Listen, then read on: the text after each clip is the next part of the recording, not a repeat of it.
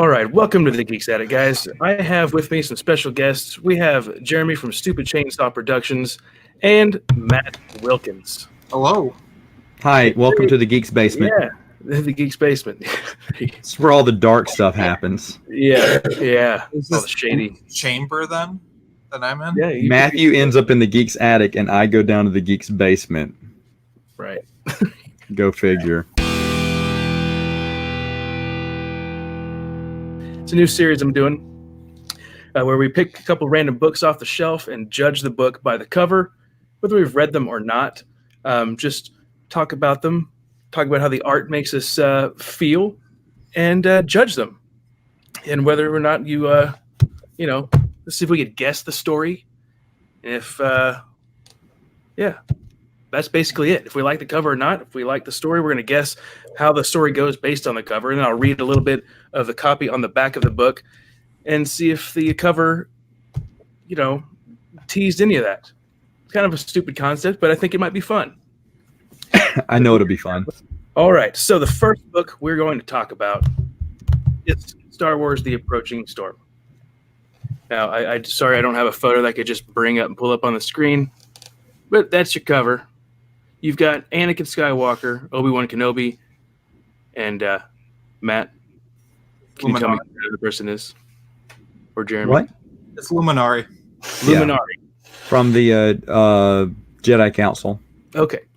So, goes to show that I have not read this book yet.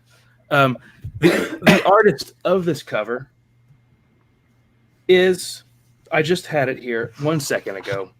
It's not listed in the book. I couldn't find it. The cover artist is Boris Yeltsin. Nope. Stephen D. Anderson. That was my second guess. That was your second Kevin guess. J. Anderson's half-brother. Right. Well, Alan Dean Foster is the author, which I did not know he actually wrote other books in Star Wars. I thought he just did the novelization for the original, and then they brought him back for the new canon, The Force Awakens novelization. But it's a nice little surprise. I did not know that. There was talk of having him back once the prequels came back. Mm-hmm. And so it was only inevitable that I think that they were trying to get him to write the novelization of episode 1 or 2, but he didn't get that job. And so they gave him this book as a consolation prize. Nice little fact. I'm sorry, go ahead. Oh, you're good. But yeah, anyway, the cover, it's got those 3 Jedi on the cover. It looks like there's a field in the background, like a wheat field with some hills. It's actually Star Wars version of The Sound of Music. It's actually beautiful. Is it? No. It looks awful to me. We got Obi-Wan doing his little goofy stance with his lightsaber out. Get his hand out there. Yeah. The floating head there with that Luminara, you say is her name, right? Mm-hmm. Yeah. You get cloudy skies in the back. She got some blue eyes. Yeah. Those shine through. It's like a cover from 2002. If you remember, she was in Dave Filoni's Clone Wars, except she looks like she's 13 in the Clone Wars cartoon. Yeah. Oh yeah, she and Boris look the same age. I forgot all about that. That's her apprentice. Yeah. But that's it. There's no spaceships. There's no battles.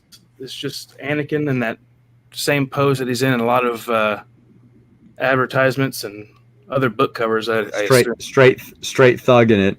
Yep, mugging the camera, looking pretty pissed.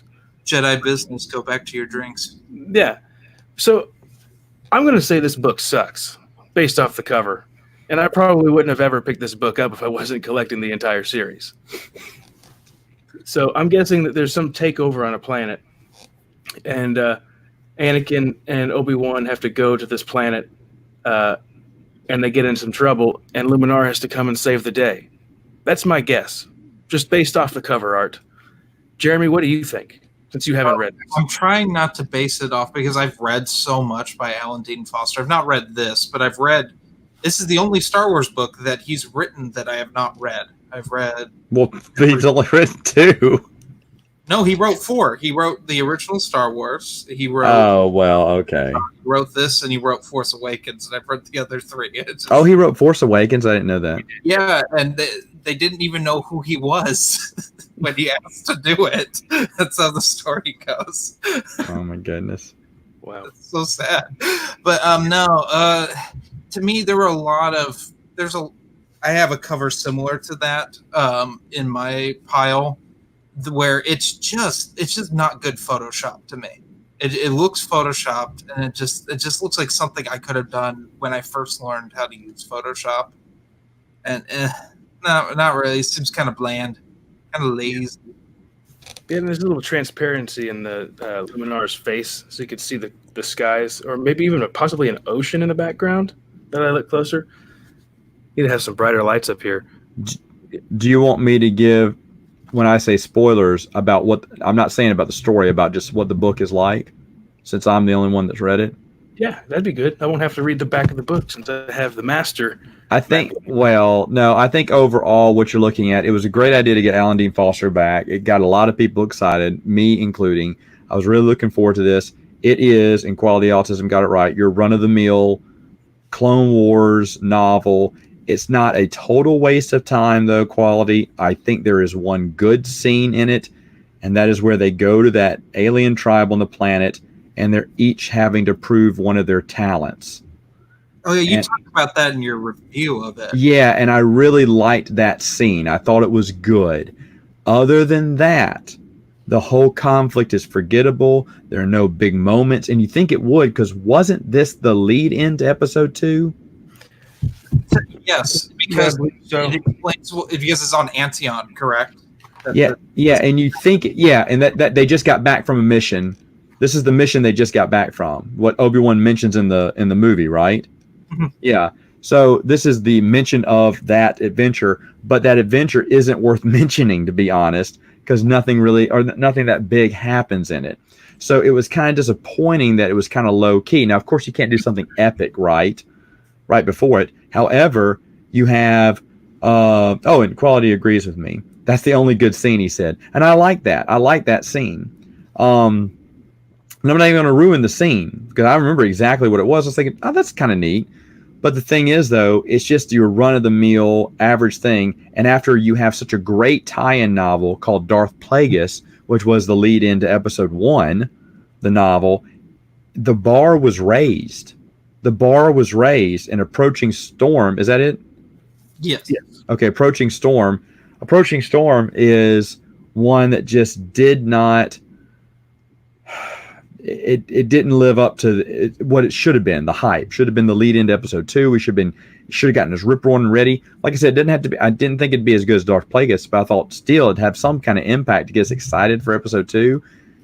It doesn't really do that. It doesn't really show that big of a connection between Obi-Wan and Anakin. You want to see more of that, and he really missed his shot doing more with that. Maybe showing a little trouble in the water with Obi-Wan and Anakin after so many years of training. I don't know. It just didn't. It was a swing and a miss for Alan Dean Foster. Definitely not the worst thing out there. It's not the worst, but definitely run of the mill, low tier. You know. Yes. So this would be part of the Rise of the Empire era, correct? Yeah. Yes. Height of according to the Essential Reader's Companion, which if you guys don't have that, you need to get it. It's essential. It says that it's the height of the Republic, and it takes place right before the Clone Wars. Yeah, the Clone Wars. So and it came out in 2003. Which is why there was, I was interested in it because Alan Dean Foster was supposed to lead in and kind of maybe enrich the story for episode 2. That's why I was hoping, and it didn't do that. Oh, you know what? Quality, you're right. Cloak of Deception was more of an introduction to episode 1 than Darth Plagueis. You're correct. It was Cloak of Deception, which was also run-of-the-mill novel. Like the weakest James Luceno book. Yes, it is. In my opinion, yes. You're really actually right, Quality. I mean, like, it's James Luceno, but... Well, it's so run-of-the-mill, though. Anyway, what's your next cover? Do you want me to jump in with one? Or go ahead. Go right ahead. Oh, please, go ahead. Hold it up to the camera, though, because you're, sitting so far away. Thank you. You did a comic book? Oh, absolutely. Yeah. What is it called? Rise of the Sith? This is an omnibus. This is Jedi Council Acts of War. Okay, gotcha. From that. Oh, wait. One second. One before we do that. We'll do this to all the books. If you had not decided to collect all of the books, would you have picked this up based off the cover? Based off the cover, We're judging the book by the cover. No. I say no. Matt, would you have bought this book if you were not addicted to Star Wars? I don't know. That's hard for me to separate my addiction. Would you approve this art? Would I approve that art? Is it memorable? No. No, it's totally generic. Yeah. Okay. It's a generic Clone Wars. all I need to know. Not the worst. No, it is not. Which I think I might have the worst in my stack. I don't You know. do. I have a pretty bad one though. You have a good one too. Yeah. A.D. Bryant, he would not have approved either. Okay. And neither would Quality Autism. Okay. Okay, Jeremy. All right. So if I saw that, you know what I would think? I would think Hyperspace came out with a free web strip. Whoop, And he's gone. Get rid of him. Sorry, here he is. He's back. Yeah, now show it up. Show it up. Look at that. Look Get at the that glare off. Yeah. crap on there. That's pretty. Yes. Here's Mace Windu's lightsaber blue. Well, they explained that in the comic series to follow. I would have thought that Hyperspace comes out with a free comic strip, web strip now. Web strips use cheap art and cheap storytelling. This is very like late '90s Dark Horse art too, because a lot. If you recall, there like Dark Horse art was like 50-50, not just with Star Wars, but with like the whole company through. And it's sad because Star Wars was their flagship title for so long. They should have kept all their best artists on it and made it pristine, but they didn't because some jokers like, "Hey, I want to draw some Star Wars." And like, okay, go. You're cheap. And it's the same with the new canon stuff too. Those comics, the art was horrid. I mean, like they're just tracing over fan art at this point. Yeah. Clips from the films. They just trace over it. My thing with this piece is it's so busy, and it is like even at the time this would have been bad cover. It's not like now where it's like, oh, it's like really dated, because you also had like this is the same era where Dark Horse had covers done by Dave Dorman, and I'm assuming everyone here knows who Dave Dorman is. And like, Beautiful. It's like, are you kidding me? Especially when this is like an episode 1 tie-in. This is one of the first series they did that with prequel characters. You'd think they'd give the time. If the Phantom Menace Adventures had good covers, the Wizards 1/2 Phantom Menace Adventure comic book, if I had that, I would have brought that with me so I could hold them up side by side, because that thing is a POS comic, but like the cover's really nice. Whereas this, the story is pretty decent. Well, I believe it's a piece of science fiction, but Yeah. I'm not allowed to swear on here. Oh, but that doesn't stop you from swearing on my channel. Wow, thank you. Glad you respect Matthew more than me. Wait, whatever. What? Since when have I sworn on your channel and you haven't put it out? I don't swear on your live stream. Okay. Matthew, I love Mary. Don't put her on your channel unless you want an R rating. Okay. Okay, so show that cover one more time. Yeah, please. And this is I can how many is that, like a series of what, 5 issues or 4-issue mini? 4? If I saw that, I would keep walking. I wouldn't even know it was Star Wars. Yeah. If it wasn't for the title. Let's say if it wasn't for the title, I'd keep walking. Yeah. It looks is horrible. I agree with Quality Autism. The Yoda's face just it looks pretty funny. I mean, it looks goofy like the Phantom Menace Yoda Muppet. Look goofy. Hey, bite your tongue. I don't know. There's certain things that I don't mind in the Blu-ray release of Phantom Menace. Oh, that's right. They replaced him in that. I forgot about that. Still moves like the Muppet, which is really funny to look at. I just rewatched that. There was a little bit of howling of laughter when that came up. That's funny. All right. Okay. Next one, Matthew. So the next one, I'm going to bring it up here in the book. I picked out Shatterpoint. So happy you did this one. With Mace Windu some other face there in the back. Sorry, I'm trying to get get it up close. You know here. what? For the life of me, I kind of remember who that is. It's one of the Jedi Knights, but I can't remember It who is. now. Just looking at that, It's Okay. God. I can't remember her name right now. I know. Revenge of the Sith, and they reference her in it. She's also in the new canon. She's a big character. Well, that's because she was in the. Was she a main character in the book? Because we have. No, she's on the council. I can't remember her name right now. Would it be Nick? Okay, Nick Rostu. No. Depa Bilaba. Yes. Depa. Okay. That's who it is. But you can't tell that. It's just some creeper hiding in the underbush. But that's the point. Is like, if I'm not mistaken, that's the point of Shatterpoint. I know what planet they're on, but go ahead, trees. Matthew. Yeah, they're in some trees, and I can't tell if there's like a jewel next to Windu there, or if that's just part of the plants. That it looks weird.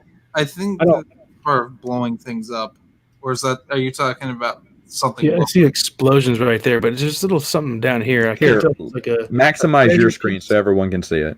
Yeah, I can't tell if it's like a piece of treasure or just part of a flower or something. I don't know if they're on the hunt for something in the jungle.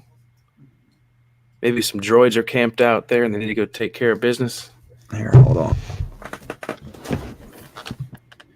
But it's Mace Windu on the cover, which is cool. I don't think we have that very often. I think this might be the only cover he's on, correct? Yeah, well, it's also the only novel where he's antagonist. Here you go. Here's without your little sticker. Okay, cool. yeah, you can see it better there. Yeah, it's written by Matthew Stover. But yeah, this version, does the hardcover have the? Well, it says with a new prologue by George Lucas. Oh no, I guess the paperback does because George Lucas loved the expanded universe so much that he probably wrote that prologue because he loved the book. I mean, he'd have to. I mean, to actually write the prologue to the story. Of course. So, a lot of people say he had nothing to do with the stuff. Oh, you know what? No, I think. Oh, let me see. Hold on. Is that where he wrote the prologue to the story? I mean, like. Yep. He wrote an opening, like it's part of the story, right? Yes. Right before it goes into chapter 1. Wait a minute. It goes into the introduction. Let's hope that's in Matt's copy or he's getting the paperback edition of Shatterpoint. It says prologue, The Clone Wars by George Lucas. And what is it? It's writing this. It's telling the story. Is it a story, or is it just talking about writing? It's a front page and a back page. For 1,000 years, the Old Republic prospered and grew under the wise rule of the Senate and the protection of the vulnerable Jedi Knights. Venerable Jedi Knights. Interesting. Yeah, and it goes into an introduction that says dangerously sane. And then it goes Yes, I have that. Chapter 1. Cool. Men in the Jungle. In the jungle. Okay, so looking at that cover, Matthew, what would you think? I think they're going into a jungle to either, like, there's like a droid army, because it is in the Clone Wars era. It says a Clone Wars novel. Probably some droid base there they need to take out. That or that's all I've got. It's kind of a boring cover to me. I mean, I like that Mace Windu's on there. I think that's pretty cool. He was an awesome Jedi that we really didn't get that much of in the story of Star Wars. I mean, in the films anyway. But, that'll be my guess. He's leading charge. All right, Matt. Jeremy? Yeah, pretty much the same. It looks a little better. It's a better looking cover than The Approaching Storm. But this type of cover is not a cover that like I find aesthetically pleasing. I just like Photoshop like that was very popular in the early to mid 2000s. And there are better examples in Star Wars of covers like that. Just also so you know, this artist is also Stephen D. Anderson, so it's the same artist as The Approaching Storm. Which makes sense. When you look at them side by side, they look very similar in the way that they're done. So, Okay, do you want me to tell you? Yeah. Okay, so I was also excited about this book because it was Mace Windu. Like I said, like you just said, we didn't get many Mace Windu stories. I like Matthew Stover. I like Mace Windu. This is off to a good start. Obviously, it's one of my least favorite books. Yeah. It's first person, right? Well, some of it is the journal portion of. But the thing is, though, they go on this jungle planet. This takes place after Clone Wars, and after the movie. And so the Clone Wars have been going on. You'd give it a shot. A lot of people would because it's Stover. But anyway, and everyone should give it a shot, regardless of what I think. Regardless of whatever I think, everyone should give it a Everyone's shot. got a different opinion on things. But the Shatterpoint is the moment in time where it's the crux where it can sway it'll sway the decision forever. It can end the Shatterpoint for Clone Wars for Mace Windu was not killing Dooku. If he would have not hesitated and just killed Dooku right then and there, it would have ended the Clone Wars immediately. And he knew that because he can see the Shatterpoint in everything. What's the point of, where you have to come to make a decision? It will dominate your destiny forever if you make the wrong one or the right one. And so that's the whole idea. That concept is cool. Yeah, it's a cool concept. I mean, having Depa Bilbala, whatever, having her in it, really good, because that's the Jedi I want to learn about. She was on the council. Let's hear more. I mean, seriously, this should have been good, and it is so terrible. It is such a terrible book. It goes nowhere. It goes absolutely no. They're on a lush jungle planet. Okay, I get everything's colorful, which is why the book has to be an eyesore. Honestly, That's your grandmother's glow-in-the-dark PJs that she gave you as a kid. You thought they were cool as a kid, and when you got older, like, ugh, no. Yeah. Who needs a glow-in-the-dark pterodactyl? This may be based off a true story. Okay. Right. Yeah. But yeah, that's pretty cool. So the paperback has a prologue by George Lucas. So if you don't have the paperback, folks, you need to hunt that down. You're missing George. So again, I have to ask your question, gentlemen. Would you buy it based on that cover? Jeremy, you go first. Oh, why me? I'm gonna have to go with maybe. I wouldn't. Maybe. I would not either, because it's the only cover I've seen with Mace Windu on it. I get that, but still, it's just an ugly cover. It's a maybe because it's a bland cover. Don't push the maybe. The lightsaber baby. is transparent. You can see through the lightsaber there. Oh, it's like a ghost saber. Yeah, yeah. I'm shocked that Filoni's Clone Wars along with the dark saber. Oh boy, don't give me any dumb ideas. Still not too late for that. Season 7.5 of the Clone Wars next year for Disney Plus. Yeah, yeah. But this was released in 2003, the hardcover. So, yeah, you had that same art style in 2002 and 2003 by early 2000s by Stephen D. Anderson. Yeah. And Quality Autism says he would just because of Mace Windu, and Avery Bryant said he would give it a shot as well. So, did you have another one, Jeremy? Oh, I have a pile of these. Don't worry. Oh, okay. All right. Are you going to show my next one? No. Actually, I have something that I'm on the fence about, and is this one right here. Got little troopers going on. Now look at this nasty thing. I had to pick this one because it's probably one of the grossest Star Wars covers I could think of. Well, obviously it's a horror movie, horror novel. I mean, look at that. It's got a meat hook through the eye right there. That's a very good one. I need to look up everything for that one. Yeah. I'll tell you this right now. I didn't know what Death Troopers was about, and when they showed the cover, I said, I must own this book. You see, I did the opposite when this first came out. I said, are you kidding me? Star Wars is ripping off Walking Dead. No. I honestly thought this was Infinities when it first came out because I said this is too ridiculous. This is before I knew about our Lord and Savior Waru. Thank you. That name, I want to ban that name from my channel. Thank you. Waru 2020. if I could get it where there's activated every time that was mentioned, it just censor it out. I want a Waru Unleashed. That's why I'm voting for Hasbro's next toy, Waru. Yeah, I mean, you can make a If T-shirt. Waru wins the Hasbro Unleashed toy contest, I'll be so happy. I'd rather buy a Waru toy than any Force Unleashed merch. I can tell you that. Comes with gelatinous goo that just oozes out from the cube. Yeah, just get some slime or a box of Jello, red. Feels like fish scales, children. Yeah. Ugh. The author of that book is Joe Schreiber. Yes. It was released in October 2009. Say that again. He wrote a children's book.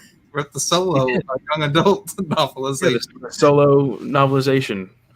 I'm like, well, someone has to work. Yep. So Anderson made a lot of early books and book covers from 2000. Yep. A.D. Bryant, he says he loved Death Troopers cover. Not 100% crazy about the story, though.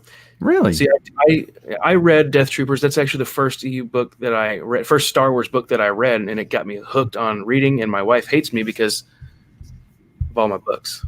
So, yeah, I bought this book because of the cover. You see, I got talked into this by, I can't even remember who, but this was the first audiobook I ever listened to that was Star Wars. Huh. This audiobook is one of the best. Like, it is the full, when we talk about like a Star Wars audio experience, this is one of the best of the EU. It is freaky. It's a whole experience. I remember I listened to the whole thing. It's like an 8-hour audiobook. And I was taking down Christmas lights, and it was the spookiest time. Taking down Christmas lights in early January I've ever had. That's funny. That's funny. The artist for this book was Indica. So, yeah, that's their name. Is that a color? Okay. That's a color. No idea. That's just. It's the color of a man who drew that cover. Yeah. This is actually what that color looks like. Yeah. See, I love how the text has the blood dripping over it too. I love everything about that. I like the neck entrails. I'll say that. Like, look at that. That's delicious. It's disgusting. It's like a rated R book based, just because of the gore. It's great. Brian listened to the audiobook as well. He agreed it's pretty creepy to listen to. I did listen to this one audiobook too after I read it a couple of years afterwards. I need to revisit this book, and I listened to the audiobook, and it was pretty awesome. It was creepy, for sure. Now, I have to say, Red Harvest's audiobook is unbearable. The guy who does the narration is just terrible. I have to say the novel is unbearable too. Yeah, the novel's pretty bad. Which is sad because Joe Schreiber hit a home run and then struck out on the first pitch on that next book. It was a whiff and a miss. And it should have been, based on the description, it should have been a hit. Yeah. I mean, it is to me one of the, not this book, the Red Harvest. Red Harvest is one of the weirdest Star Wars books that I think exists. It's awful. I mean, it's got a weird fantasy type element too. Yeah, well, that's it's like if J.J. Abrams was to write a novel, it'd be over the top and campy, and that's exactly what this one is. It's like I Know What You Did Last Summer, but with Sith, Sith Academy. It's that bad late '90s feeling, sort of like. I know. Yeah, and there's like a magical flower in that book too. Yeah. Well, I don't mind. It should have been called "I Know What You Did Last Red Harvest." Red Harvest. You see, the thing with the orchid is I don't mind that. There's things that I don't mind in the book because, like, it's some of the alchemy in it similar to like the Sith poisons and stuff in the later Tales of the Jedi comics, which I absolutely adore, where they get into the Sith magics and stuff in that and Sith alchemy.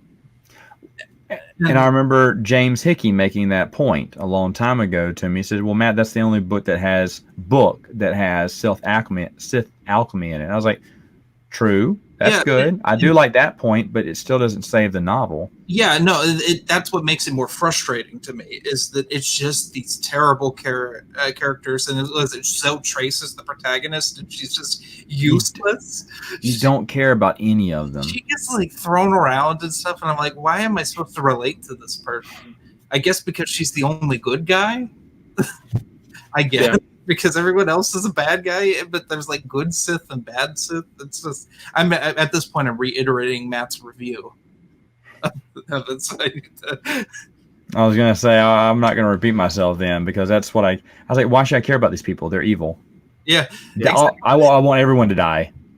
no, There's good Sith children and bad Sith. Like they had the bad Sith bullies. Oh, Yeah. boo-hoo. You're all evil. I will say this about Red Harvest. You're looking at the 3 YouTubers who have the top 3 reviews on Red Harvest. Really? Yeah, Matthew, you're number 1. I'm number 2, and Matt's number 3. Yeah, Red Harvest is my number 1 review for the channel, and I'm not entirely sure why. I don't think it's that good of a review. It's weird. I mean, the cover's interesting. Matt and I actually did has 2 covers. 2 God, covers available. God. The other one, there's the Red Harvest has the. We'll talk about that a bit more Two in another. covers too. Yeah. So Yes. But yeah, Death Troopers. What I like about that book too is the nice little twist in there, which I don't want to talk about too much because if people haven't read it, they need to. yes, And, which it was funny because I posted a review on Death Troopers not too long ago, and I like to keep my stuff spoiler free. And on Facebook, someone had said this guy his review is okay, but so and so was something the entire time, and I'm like, stop. thanks, but I try to keep everything spoiler free for those who haven't seen it. You jerk. Yeah, it was like this. It was my review was half decent, and then he said some spoiler stuff. And I was like, well, I like to keep my half decent reviews spoiler free.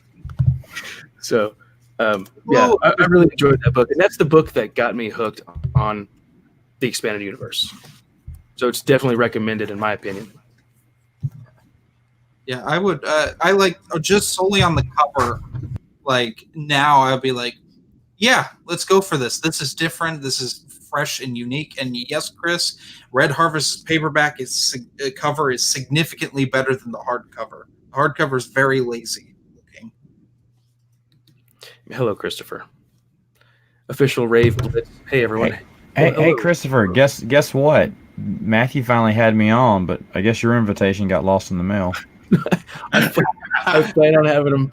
I'm gonna get him on. It's okay. I don't need to hear excuses. Go ahead. You're just making it sound worse. He was gonna have you on, Chris, but then something came up called Jeremy again. Dude, how insulting is that, huh? My sex appeal just adds to the views for this. First of all, so yeah. Official Raise Blitz has good news, amazing news from Matt. News. Do you want to hear it, Matt? Well, let's see. I guess I will. He's currently in the process of writing a fan novel adaptation of Jedi Outcast, essentially adapting the video game. That's really cool. Fun. Yeah. Right on. Yeah. Well, before I move on to my next book, you said you had another? You had a couple more? Oh, dude, let's just go. We'll just go back and forth. Okay. Hey, Hurtado, how's it going? See, Matt, I don't know how to say his first name. Jeremy was here when this guy was hanging out with us. Juanchito? Juanchito. See, that's what I did. I'm horrible with names, so I just call him Hurtado. Good old Juanchito there. Juanchito Hurtado. Christopher says, Matthew judged me by my cover and didn't think I was worth being on camera. I feel like getting you on here. I want to do another one of these with you as well. Wow. Chris, what's it like being alone? What's it like being sitting on the bench when everyone else goes out to play on the field? That's what I want to know. I saved the best for last. Wow. I'm just kidding. Wow. I plan on getting him on here. I gotta sprinkle you guys out. So we'll go back to official Rave Blitz real quick. Jedi Outcast never got an official adaptation, so I decided to take the liberty of doing so. I'm also going to attempt to tie in some of the larger EU, and I'm going to try to do a lot of research. Sounds like a lot of fun. Yeah. If there's any tips. Well, Just research the era that you're working in. Don't try too hard to connect everything. Yeah. Make a connection. Make sure it makes sense. Mm-hmm. And I've been working on writing myself, and the problem that I have is not doing it every day. So do it every That's day. the other thing. If you pick it up and then you drop it for a while, it's hard to pick it back up. Yep. Because you'll forget where you are. Yeah, that's a good tip, actually. Yeah. Yeah, keep notes too. How to tie it into continuity. Just Well, you don't force anything. right. When little you're nuggets reading- here and there. That's when you can think about it and make it tie together. That's you look at Ryder Wenham and his story about how he connects things. Nothing he does is forced. Mm-hmm. Sure, he has ideas because he reads the EU like you and I, and he goes, "Huh, that's a disconnect. That's a disconnect. How can I reconnect this, or how can I retcon this to make it all make sense?" And so he starts coming up with ideas in his head. And he says, this is the perfect story that I could tie all together like this. I'm not that creative. Rich Hanley is. Joe Bongiorno is. I mean, you heard Joe on my podcast talk about it. Like he can sew things together, man. That's what he does. I can't wait to have Rich Hanley on too, because he can do the same thing. He does the same thing when I talk to him, and as does Ryder. They're just all. I just say they're just brilliant people who just know how to connect dots where I wouldn't be able to see it. I know I said Matthew that you could go, but this one ties into what we're talking about. Can I throw it up there? I got Jedi Knight. I got to throw a Dave Dorman cover in there. That's beautiful. Which, by the way, this is the only one of the Dark Forces books that he did the interior art for. Which I might just throw some of the art up here on the screen. Yeah. Good. There are some gorgeous pieces in here. What time period is this? This is post Jedi, but not very post Jedi. I think. Bring it closer. That's a good picture. It is. I love these books, by the way. William C. Ditz did a fantastic job. That's a good one. He's a good guy. That's pretty cool. We need Go ahead. from Dagu is what we need. Say that one more time. We need Escape from Dagu to be released. I'm just saying. Oh yeah, me too. I'd love to see it. It's pretty cool art style. Yeah. He did a lot of the comic book covers back in the day, like Crimson Empire was one, but unfortunately, Crimson Empire has been reprinted yet by Marvel, so I'm just waiting for that. Well, surely they plan to, right? Yeah, I mean, they just reprinted the Thrawn trilogy comic adaptations. They've done all of Rogue Squadron. They're working their way through. I'm just waiting for Crimson Empire and Jedi Academy Leviathan to be reprinted. Those are like my big two that I want post-Jedi. I mean, Tales of the Jedi is number one in my heart that needs to be reprinted, and they need to get on that crap. But, Yep. I actually saw. Go on. That book that you held up. There's a couple of those hardcovers that look pretty similar, right? Yeah, they're. It's a trilogy of. Okay. They're Dark Horse graphic novels, I think is what they're technically considered. They're basically novels with beautiful paintings in them, and it was Matt, wasn't it Bantam did the cease and assist on that? Say what? Wasn't it Bantam said no, you can't be doing that sort of thing, Dark Horse, when they released Oh it? well, it was a fine line, and I think Bantam questioned whether Dark Horse could do that or not. But it is a graphic novel. They got away with it because they added the art in there, and it was a way to skim around the issue. But I think they were going to continue to do it because, as you know, there was another book called Lightsider from Tom Veitch that was supposed to come out with Dave Dorman's art. Yeah. Same style, but didn't. So Dark Horse was still doing it, but that's how they got around it, by saying, no, there's art in here. And that's why the book has beautiful art in it. But it had to have that if it was going to be counted as a graphic novel, so to speak. Yeah, I love them. I love the format of them. They're basically novellas. And they're short and sweet and to the point, which is what a video game adaptation novel should be if it's following the video game. Cough, cough. Force Unleashed should have. Cough, cough. See, official Rave Blitz made a comment hoping that Matt would give some of his writing a look at one of these days. So, Matt? Well, I'm not much on fan. No offense, I'm not much on fan fiction. In fact, I know very rarely any that I keep on my own. Right now, no, but that's not a no against you. It's just a no that, generally speaking, I just don't have the time for it. Right. I'm sure a lot of the Facebook groups, there's a lot of people that there's tons of people who'd be happy to review it. I mean, and if eventually, if I do get free time, but unfortunately, I don't have that much free time as I did. Right. Like, Joe had gotten some fan fiction from the UK or France. I think it was the UK. And he asked if I wanted to help him read over it and see how it was good. I said, I'll be honest, brother, I don't have much time for fan fiction. So, yeah, and it turned out all to be garbage. So he couldn't use any of it. At Rave Blitz, there are tons of people that would read that over and help you edit. Oh, yeah, no, there's tons of people. And probably more qualified than me. Way more we qualified. Got Hidden Gems. Hidden Gems says the Tales of the Jedi trade paperbacks are getting expensive now, and he was lucky enough to pick them up when they were pretty cheap. Me too. And then they burned in the fire. Yeah, it's sad. I found them once, and I didn't buy them. I judged them by their cover whenever I found them, and I sadly left them there. So. Oh, really? Yeah. Just because they were unrecognizable characters? Because I thought the art was. Like, I didn't know about it. Dave Dorman, too. It's just one of those things that I was like, I gotta get the books first. Quality has to go now, but he wanted to say this. Drew Struzan made the best book covers for Star Wars. Mm-hmm. I'll have to look up what he did, but thanks for joining Quality. Have a good day there in Germany. So, Matthew, what is your next book? My next book. Just one second. Official Rave Blitz said he made some amazing book covers. You guys want to see? Yeah, throw them out on social media. I'll love to take a look at them.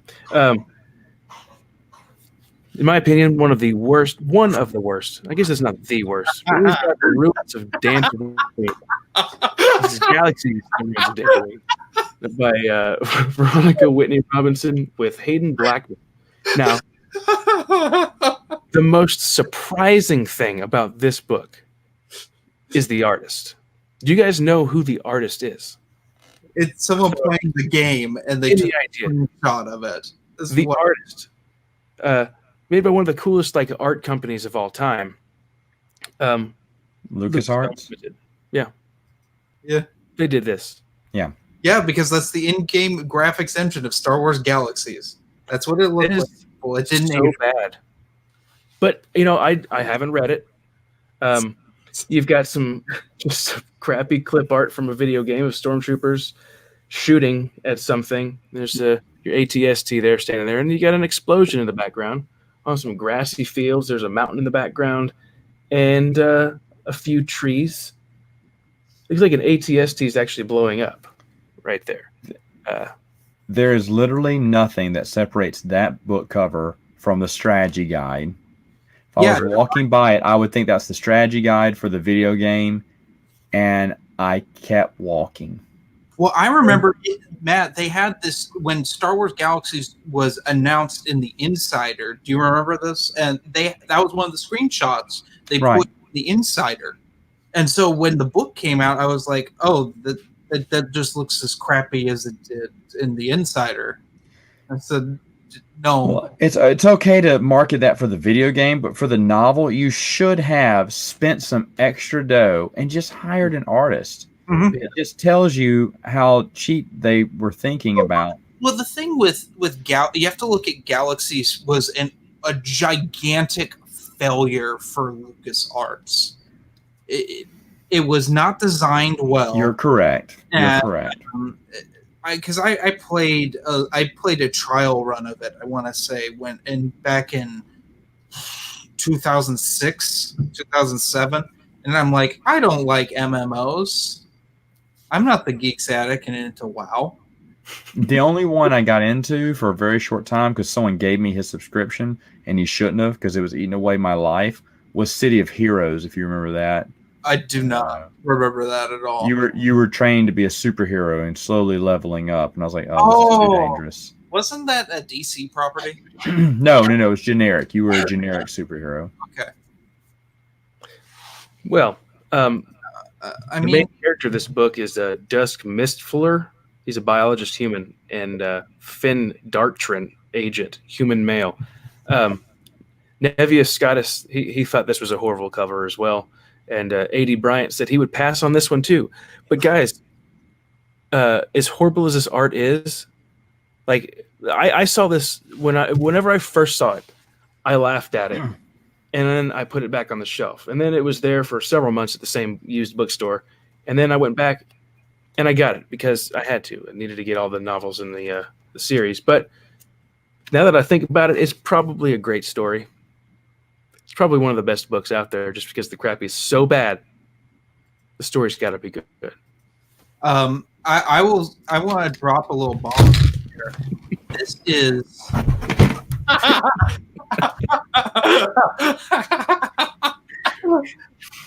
so I want to drop that this was one of two books that I didn't own before the fire happened. Yeah. This was one of the first books I bought when I started collecting again because I bought it for 40 cents. A good deal. Not even 50 cents. 40 cents. The opinion that this book is probably awesome drove Matt Wilkins, not me.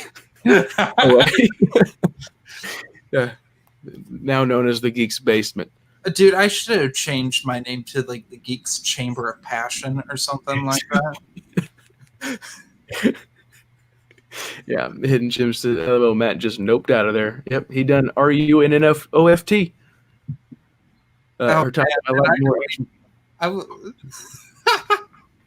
Hurtado says I like the actual covers with the real art in them, though I think it was cheap just to put out character faces facing something with different colors. It became iconic. It's a joke cover. Now you know how you fix this cover, Matthew.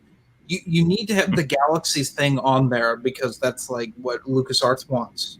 You keep that stupid logo on there, but you put some nice like I don't know. At the time they probably would have put one of those terrible covers like Shatterpoint or The Approaching Storm on there. But that would, in all honesty, that would have been better than that what we got on there. Yeah. It is horrible. It's that early '90s type video game, which the actual year for this book was January 2004. So that's interesting. In January 2004. Dude, do you remember when Galaxies died? No, I never played any of the Star Wars games that were like this. There's only two of them. The other one's the Old Republic, and that's still a thing. It was basically they gave up on it after a while. It was a freaking mess. And they came out with BioWare came out with the Old Republic, and then they just shut down the servers like immediately. Yeah, that's horrible.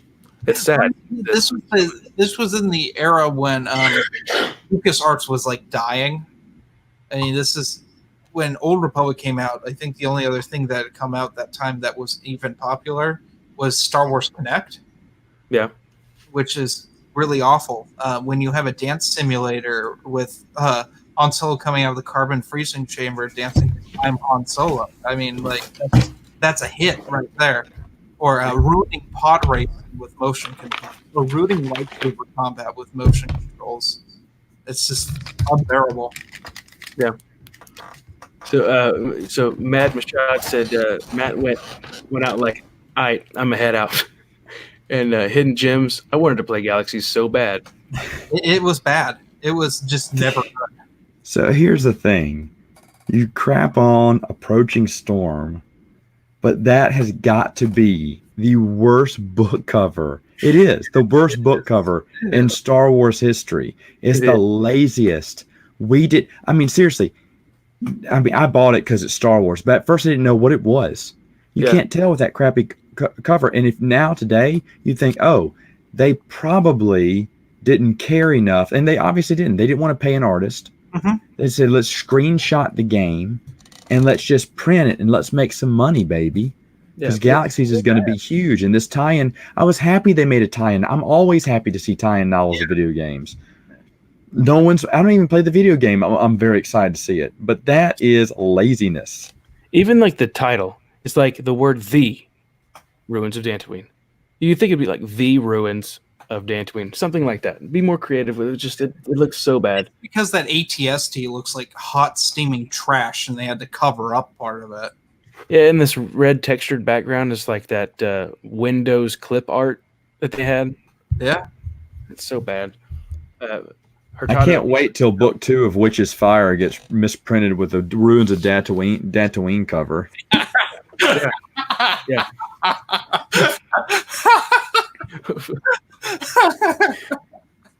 A collector's item. He likes covers like. Did you hear that Ryan bought one and he didn't get one? He looked like a kid at Christmas who got like pepper in his chocolates or something. Like, oh, yeah. It's just a Hey, you know what? You win or you lose. Yeah. And he lost. He got a copy of Crystal Star. Hidden Gems. I was the same way. Like I played the 2-week trial, and my parents are like, "Oh, you have to pay monthly for this? It barely runs on our computer." I think not.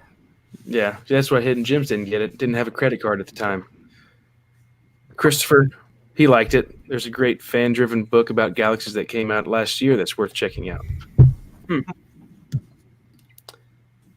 Hey, you know what else is worth checking out? The fact that Chris isn't on this channel. That's worth checking out. Yeah, I know. You should have heard the stuff he was saying about you, Chris, before the pre-show. It's awful. I don't think you're going to get on, brother. I fought for you, but you know how Matthew is. Hey, he'll promise you the world. He'll promise you the world. Get him on here right now if I had. I get the world. I'll put him on right now. I'll do it. I'll do it, guys. Kristen was here. I don't even want him on here, but I'll do it. It's mine. Chris actually would be really good for this topic. Way more interesting than Jeremy. I'm on here for sex appeal and sex appeal only. Oh, excuse me. Unfortunately, Matt, you missed out that I was supposed to put this was the Geeks Chamber of Passion on here, but I got cut. Yeah. Okay. Yeah, you should have. Yeah. Bradley looks like the bad gaming guide for the game. Yeah. Anyway, so seriously, Jeremy, would you buy Ruins of Dantooine with that cover? No, you're the average Star Wars fan. You missed the story, Matt. This was one of two. Oh, if you've already talked about it, then don't repeat it. Oh. Because everyone else has heard. Don't repeat it. You can tell me later. Okay, move on. Would you buy it? Matthew, did you already talk about this? You can buy Nope. Snap. Oh, I would not have bought it. Oh, okay. Bryce I got a Chrome. up on Flight to me and Death Star. He was a preteen at that point and thought it was some NASA book, and I liked both of the books too. That's funny. Grab one of those. Yeah, I didn't grab one of those. I did grab something terrible though. Oh yeah. Well, Vector Prime cover looks pretty bad according to Hurtado. Take that back. You take that back. There's Satan on the cover. You gotta appreciate that. We're gonna be doing. I plan on doing more of these. We're gonna get all the covers out eventually. Yeah, I have to agree with Hurtado. Old Luke Skywalker. No, look at this. You're like, oh my gosh, what happened to this guy? What is going on?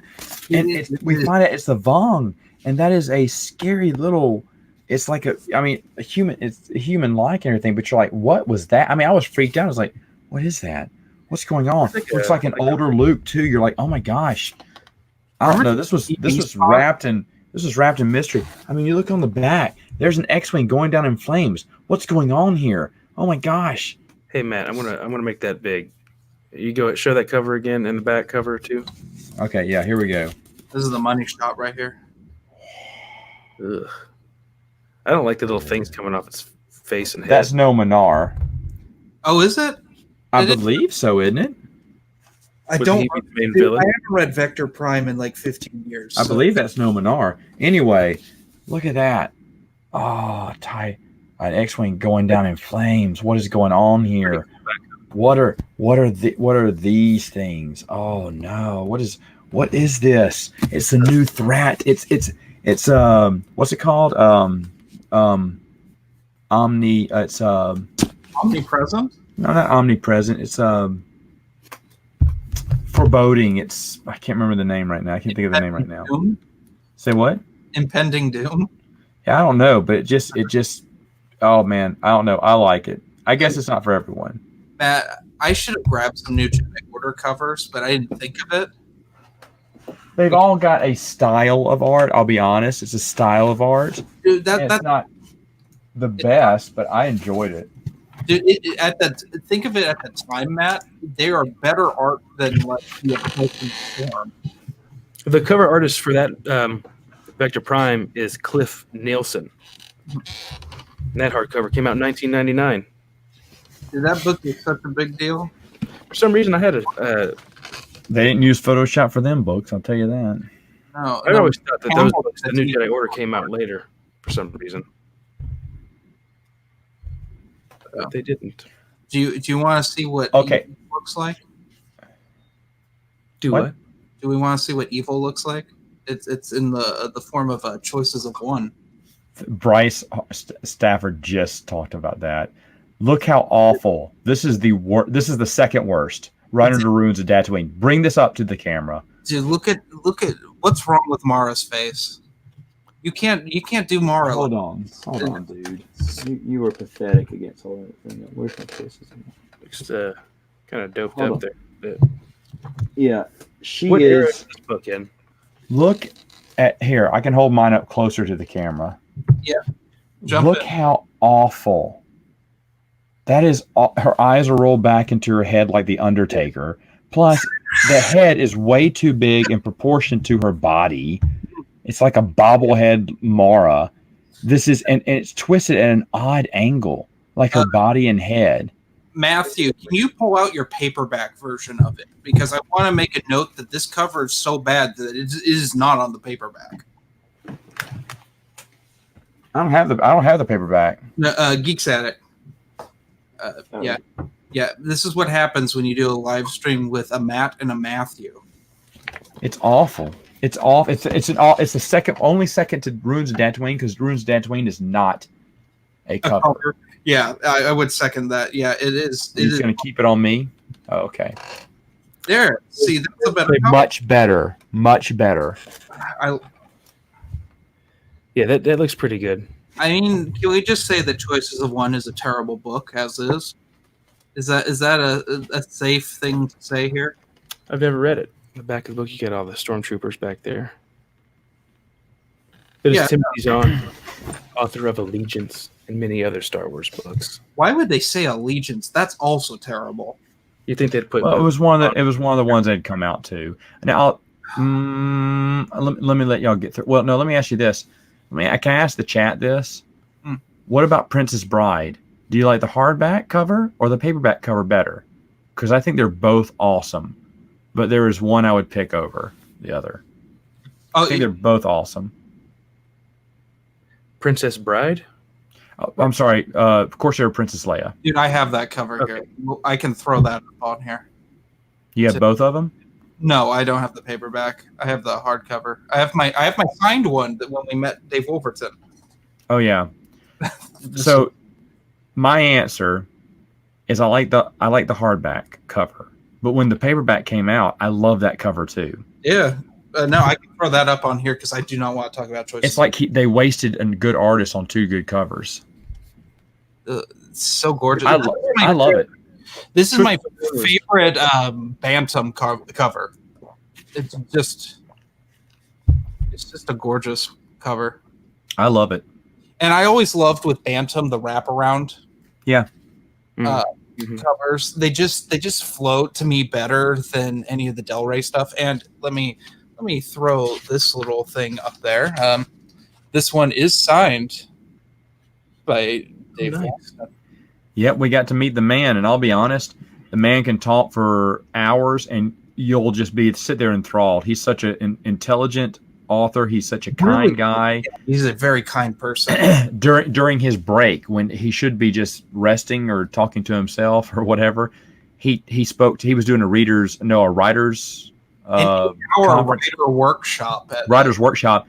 And during the break, me and Jeremy went in, and he gave us all his time. Was very polite, very kind.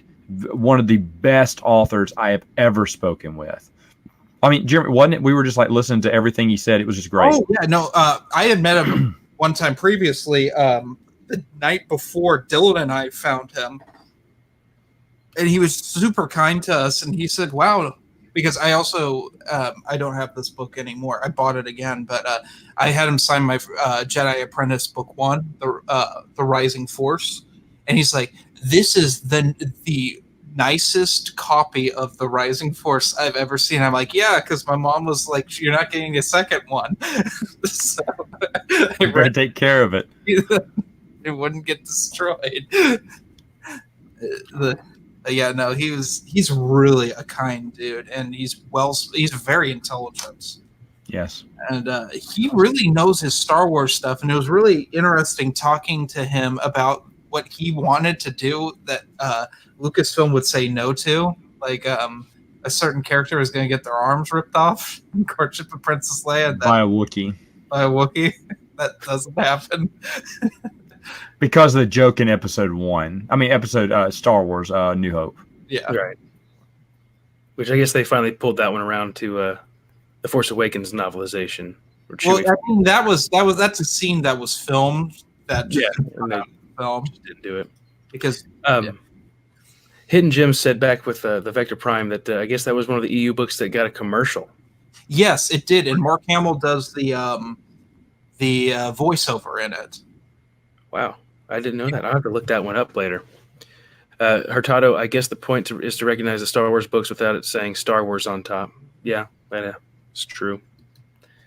Which, to me, yeah, if you knew it. Choices of one hardcover, 2 paperback cover on the other hand looked sort of epic. Mara Jade in the front of a Star Destroyer, and yes, it's Nam Anor. He loved the Yuzon Vong War books. Good. It's a good series. I have yet to get there. One of these days, hopefully before I die. Comic Corp says, "Hey, gang." Hello. Hello there. Yeah. Merit. Instead of the Undertaker, Mara Taker. Mara Taker. That's funny. Taker. I don't know. Why couldn't they just? You know what they could have done that would have been better with that? Just Photoshop Shannon McRandall on the cover. They could have just done one of those like photo covers, like they did like for cover B, or like reprint covers in the like with the Buffy comics and stuff. They just put one of Shannon McRandall's like photo shoot on there, and it would have been better. And he's talking about the choices of one cover 2. I agree, Matt. Yeah. Hey, Matt, not Matt. Sorry, Jeremy. Could you put up that hardcover again? Which was it? Your hardcover? No, either one of you had their hardcover to throw up. I want to see the Stormtrooper he's talking about there. Oh no, you want to look at some weird Stormtroopers? Look at the back. Look at that. That looks like worse than the first Dark Forces graphics. Like that is. Look at that. Look at the butt. Look at the butt on that Stormtrooper. It doesn't look right. I didn't want to look at that, but yeah, I'm uncomfortable with where we're heading with this conversation. Chris can take my place now. Oh gosh! Look at that Stormtrooper butt. I know that's the sentence you wanted to hear on your channel there, Matthew. Hey, you know what? I think that's what the new. Hold on, I think your wife owes you $5. You got Jeremy to say it.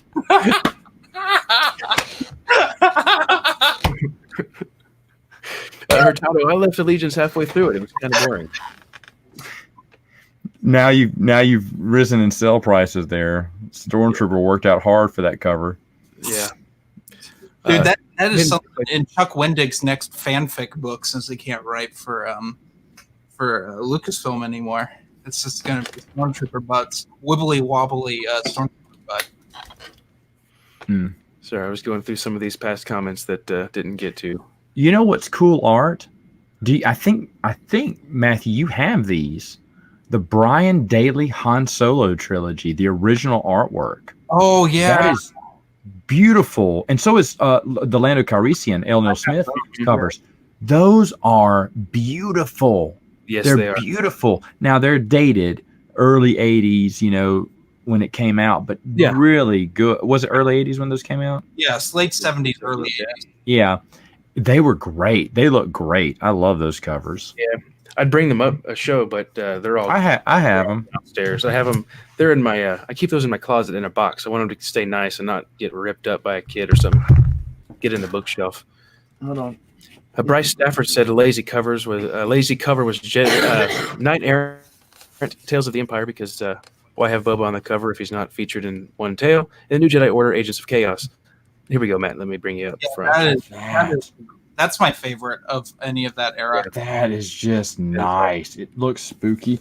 And this is the one I see. I just look at Chewbacca. He's so well done. And I love the orange too. It's pretty. Yes. It is very 70s. What a great cover. And then Stars End isn't the best, but Stars End, that just screams classic Star Wars. it is classic Star Wars though, but it's just so pretty. All those Lando ones. Yeah, and I need to get the paperback of the third one since I just want that art because the first two came out in hardback. But let me show you those first. I need to get the third one as well because I do own those. Let me show you these first two. Oh my goodness, just beautiful, beautiful, beautiful. I love that. And then the Flame Wind of Ocean. Oh, it's so nice. Did you know that? That is a fantastic cover. Yeah. Look at Lando in his majesty. It is just. Oh, good gravy almighty. And the Thorin, the Star Cave of Thumbaka is a great cover as well. TheGeeksAttic, did you know that Mind Harp of Sharu is referenced in the Solo movie? Yeah, the crystal skull thing. Yeah, in the first Lando book, they reference it. They reference it more in the novelization of Solo, but like they talk about the L3 and found the Mind Harp, so it's like a loose reference that hey, remember this book? It's like the only thing worth looking at in Solo, the movie. Okay, are you ready for my book cover? Let's see. Yeah. Let's see this. Put me on the big screen. All right, what trick are you gonna do here? How the Ewoks save the trees. Oh, okay. I mean, what is wrong with these Ewoks? Dude, those Ewoks took LSD. They're not the cartoon Ewoks. They're not Return of the Jedi Ewoks. They're just weird looking. They look like another sort of like 80s type cartoon characters. They look like rats. Like that's a rodent face. That's not an Ewok face. That's a straight rat face, if I've ever seen one. It's where they got the idea for porgs. Dude, definitely. And then those Ewoks look like they dropped some acid and they were trying to rainbow. Exactly what they look like. This comments for Jeremy's little that Stormy was thick. Yeah, I put a Q in there too with the thick. Well, it could be your new channel name. Stormtrooper Butts. Stormtrooper Butts.